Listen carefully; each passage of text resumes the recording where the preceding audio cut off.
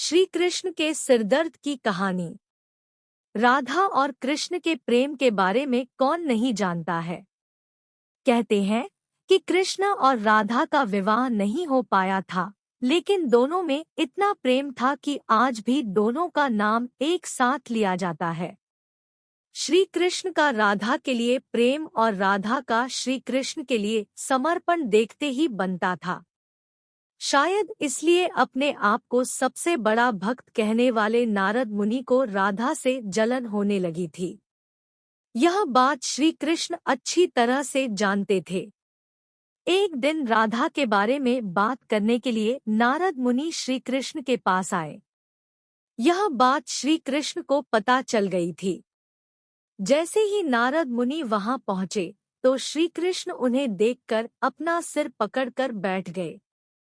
नारद मुनि ने श्री कृष्ण से पूछा कि क्या हुआ प्रभु, आप ऐसे अपने सिर को पकड़कर क्यों बैठे हैं। श्री कृष्ण ने कहा, हे नारद मुनि, मेरा सिर दर्द कर रहा है।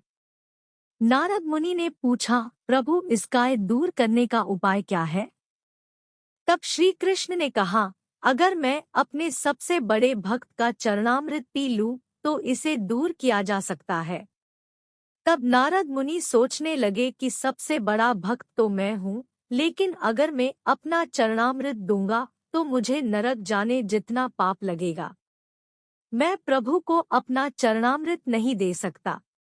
कुछ देर सोचने के बाद उनके मन में राधा का विचार आया और वे सोचने लगे कि लोग राधा को भी तो श्री कृष्ण का सबसे बड़ा भक्त मानते हैं, इसलिए क्यों न उनके पास जाकर पूछा जाए।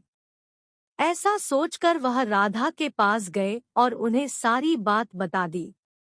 राधा ने जैसे ही सुना, एक बर्तन में अपने पैर धोकर चरणामृत नारद मुनि को देते हुए कहा, हे मुनिराज, मुझे नहीं पता कि मैं उनकी कितनी बड़ी भक्त हूँ, लेकिन मुझे यह पता है कि श्री कृष्ण को अपना चरणामृत देने से मुझे नरक में जाने जितना पाप लगेगा और मुझे नरक जितनी यातना सहन करनी पड़ेगी।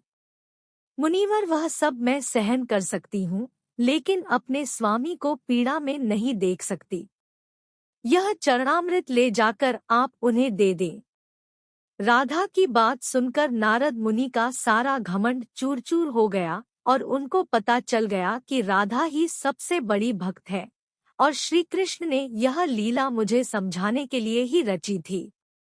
जब नारद मुनि राधा के पास से वापस आ रहे थे तो उनके मुख से केवल राधा के नाम की ही धुन सुनाई दे रही थी।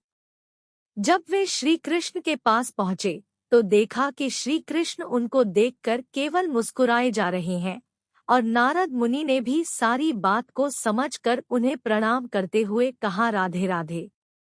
अगर कहानी अच्छा लगा हो तो लाइक शेयर सब्सक्राइब जरूर कर देना।